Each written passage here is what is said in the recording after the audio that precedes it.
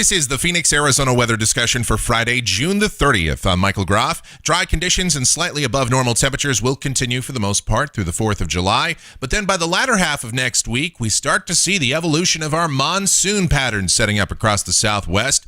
Showers and thunderstorms on the increase. Could we even see rain in the valley? Well, let's talk about it as we look outside this morning here at 6:30 a.m. Sunny skies in the valley right now, 82 degrees. Not too bad out there at Sky Harbor.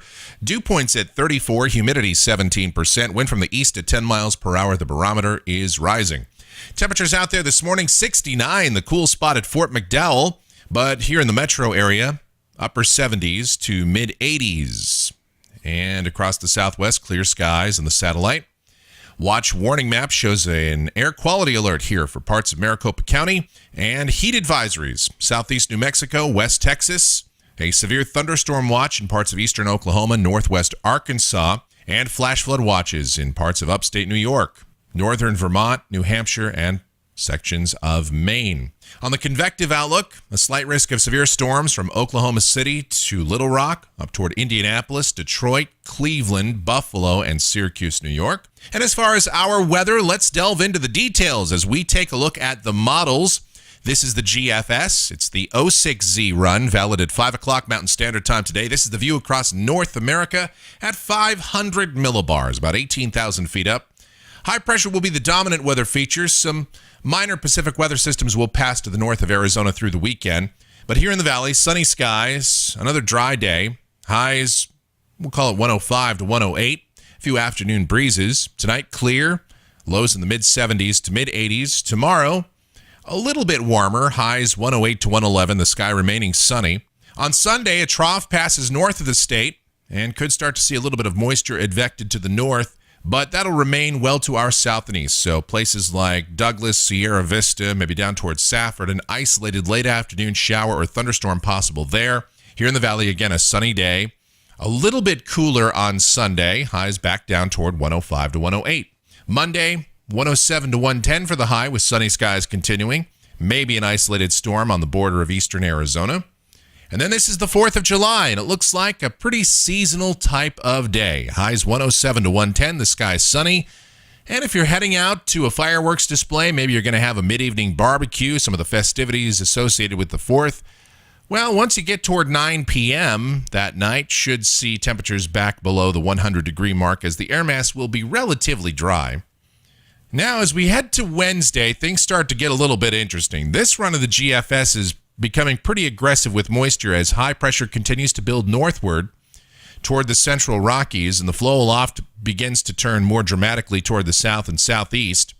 And this is actually suggesting a chance of late afternoon showers and thunderstorms here in south central Arizona. In fact, pushing that all the way out to the Colorado River. I think that's a little bit too aggressive. But the idea of moisture beginning to increase as this high pressure pulls northward. The other factor that we're going to have to watch out for is this is a strong ridge. Upper heights at the center of this ridge exceeding 597 decameters, so high temperatures are going to climb. We should see temps around 109 to 112 next Wednesday. Here's Thursday, again showing widely scattered showers and thunderstorms, the rim country, eastern Arizona, and perhaps trying to intrude in the south central deserts. And once again, I think this is too aggressive. But we might start to have to introduce the possibility of some blowing dust by about this point next week in the afternoons or evenings, and thunderstorms perhaps with measurable rain getting as close as maybe northeast or north central Pinal County or the far eastern part of Maricopa County. Either way, humidity levels may start to increase very slowly, but high temperatures are still going to be pretty hot, 110 to 113. And here we go out to a week from today. This is Friday, the 7th of July. More moisture on the increase as high pressure sits north of the state, east to southeasterly flow aloft, and scattered showers and thunderstorms along the rim and in the eastern mountains, the southeastern part of the state. Maybe a few storms try to make it to the south central deserts. Pretty good possibility we'll start to see at least the risk of blowing dust in the afternoons and evenings here in the valley. Pretty good monsoon setup getting going here.